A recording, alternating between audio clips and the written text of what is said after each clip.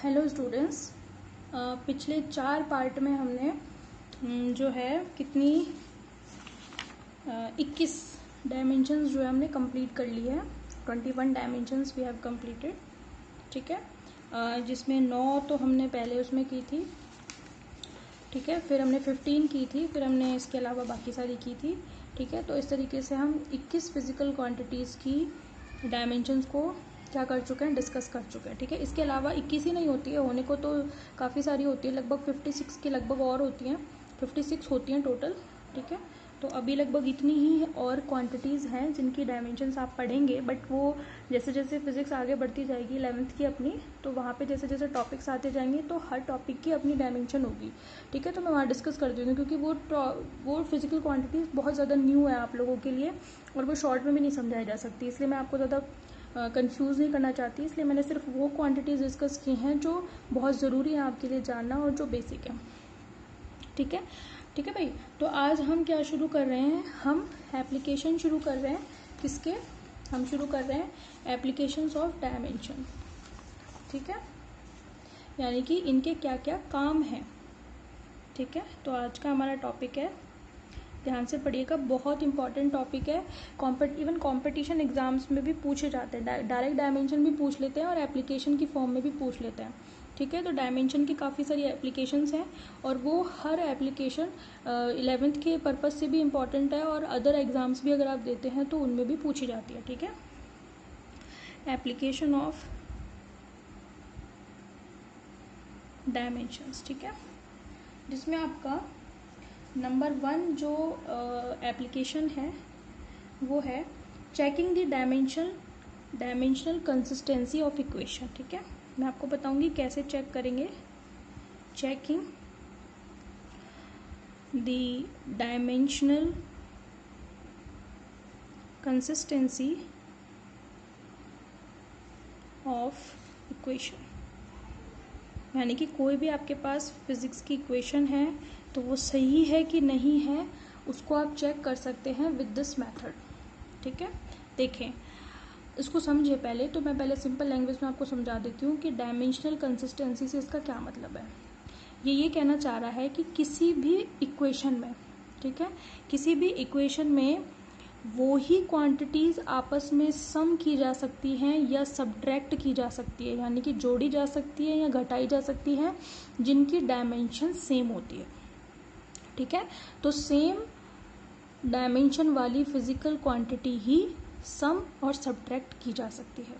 समझ में आ गई? Only those physical quantities can be sum और subtract that have same dimensions. समझ में आ गई? तो इसमें डायमेंशन कंसिस्टेंसी का जो मतलब है वो मैं आपको बता देती हूँ। The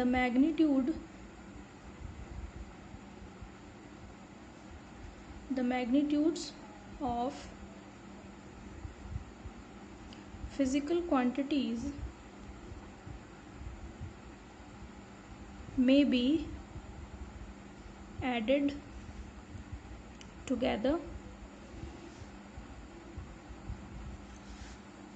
or subtracted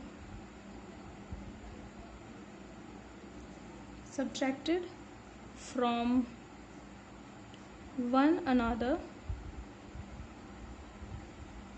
only if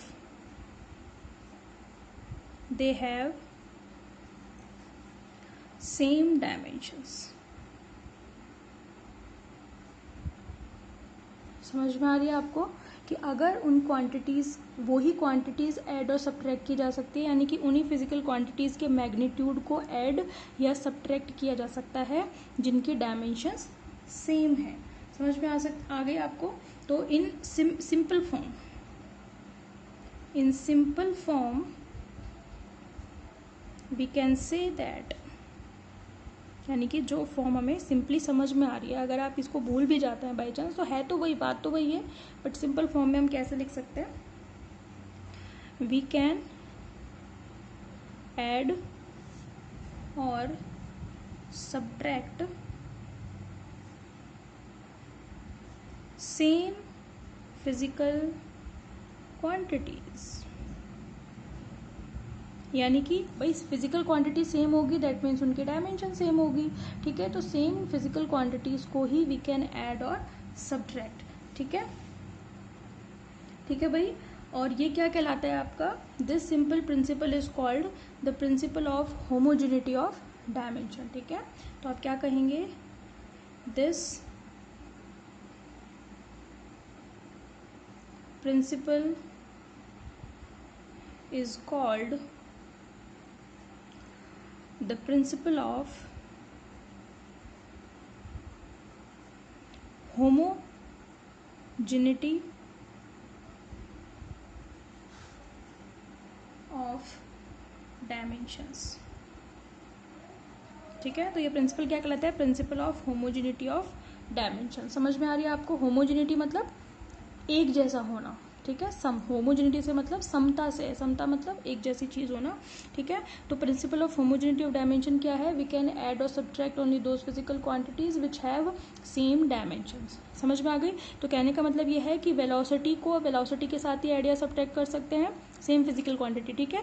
ये नहीं कि आप वेलोसिटी को इलेक्ट्रिक करंट के साथ ऐड या सब्ट्रैक्ट कर रहे हो। मैं विद एग्जांपल आपको समझाऊंगी कि कैसे क्या होता है, कैसे पहचानते हैं, कैसे चेक करते हैं, बट ये सिर्फ आपका एक डेफिनेशन है, ये सिर्फ मैंने आपको डिस्क्राइब ही किया है कि डायमेंशनल कंसिस्टेंसी से क्या मतलब है। समझ में आ गई बात आपको। तो हम क्या कर सकते हैं, इससे चेक कर सकते हैं कि हमारी इक्वेशन की डायमेंशन कंसिस्टेंसी सही है या नहीं है।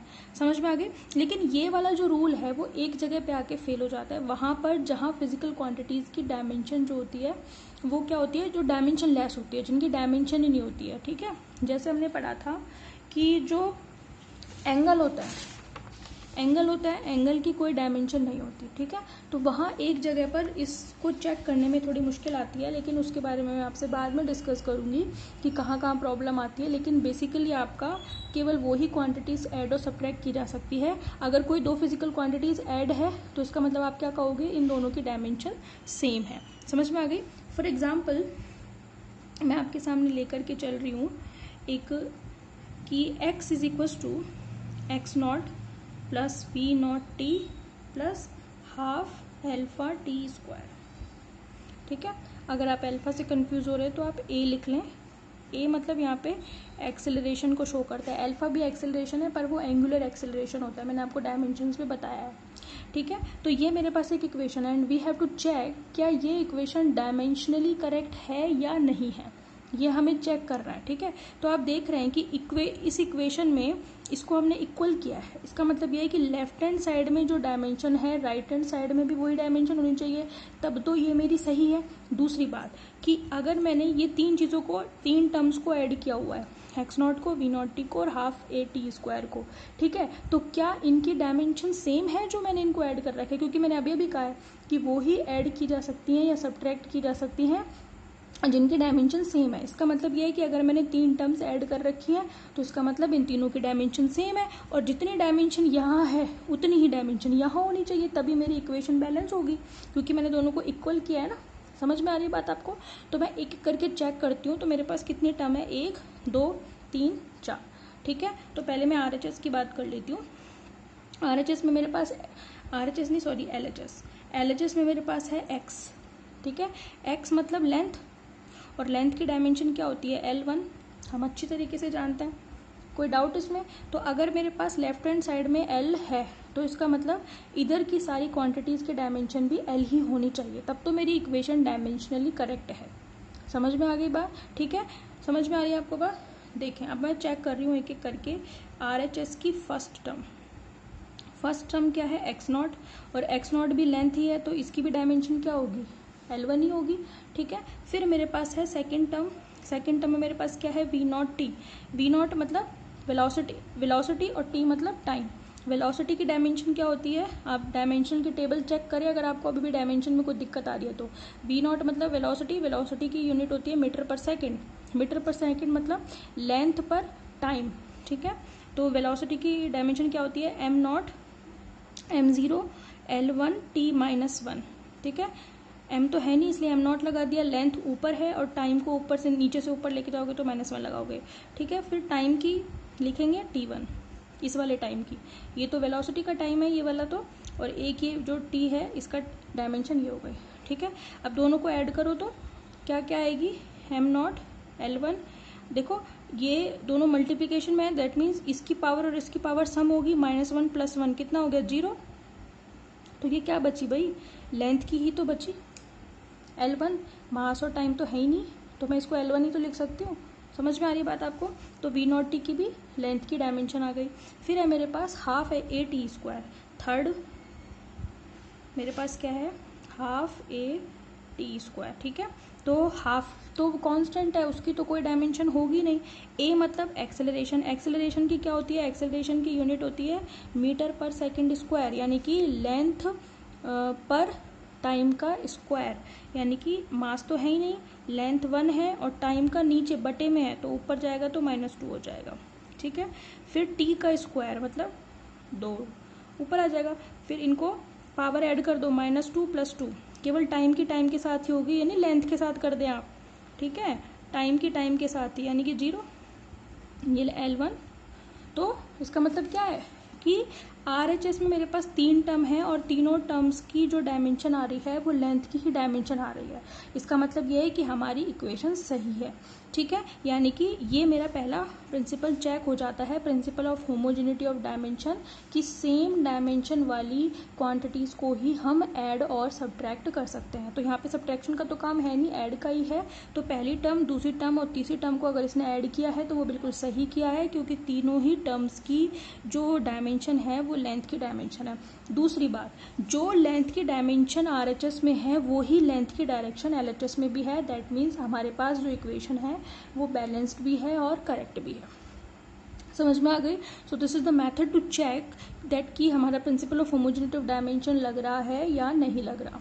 ठीक है, तो इसमें दो चीज़ें हैं कि अगर किसी इक्वेशन में क्या होता है, principal of homogeneity of dimensions लग रहा होता है, तो डैट मीन्स कि हमारी इक्वेशन डायमेंशनली तो करेक्ट है, पर वो इक्वेशन वैसे करेक्ट है कि नहीं है वो डिपेंड करता है। मतलब कहने का ये है कि मान लो कोई इक्वेशन आपकी फिजिक्स में ये सही है, यानी कि हाफ ये, पर हाफ की तो कोई डायमेंशन नहीं होती ना, हाफ तो कांस्टेंट क्वांटिटी है। तो आप कैसे पता लगाओ कि इक्वेशन आपकी बिल्कुल करेक्ट है कि नहीं है, मतलब मैथमेटिकली भी करेक्ट है कि नहीं। जैसे मान लो काइनेटिक एनर्जी है, काइनेटिक एनर्जी की हाफ mv² फॉर्मूला होता है, तो आप क्या चेक करोगे कि LHS में जो डायमेंशन है RHS में भी वही होनी चाहिए।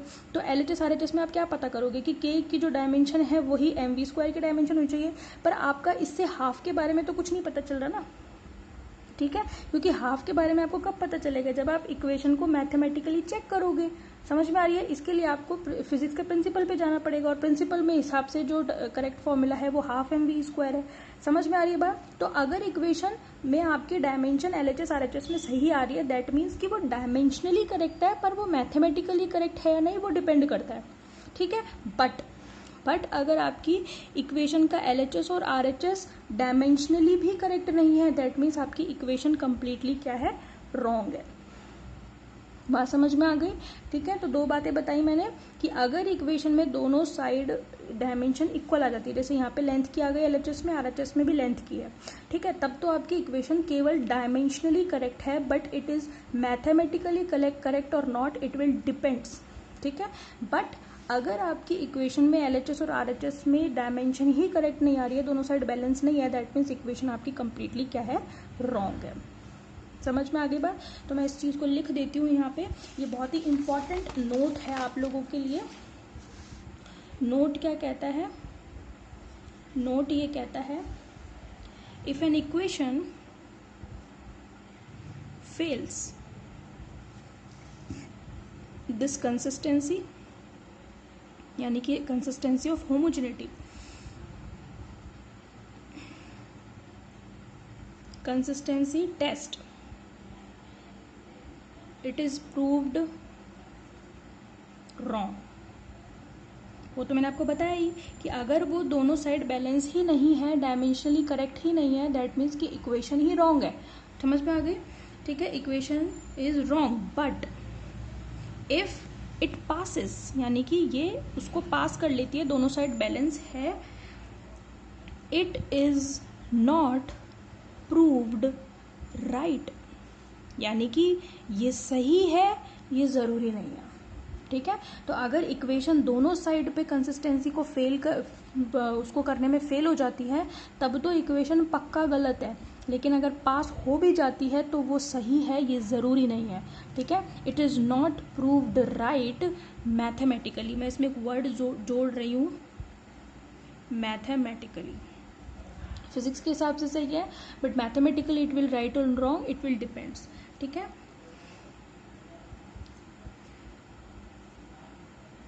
ठीक है भाई, ओके। इस वीडियो में इतने रखते हैं, नेक्स्ट वीडियो में अच्छा आप एक काम करना, आप इस इक्वेशन को चेक करना, ½ mb² = mgh। ये आपके सामने एक इक्वेशन है and you have to check if this equation is dimensionally correct और नॉट, यानी कि LHS में जितनी डायमेंशन है वो ही क्या आपकी RHS में डायमेंशन आती है या नहीं है, ये आपको चेक करना है। ठीक है, थैंक यू।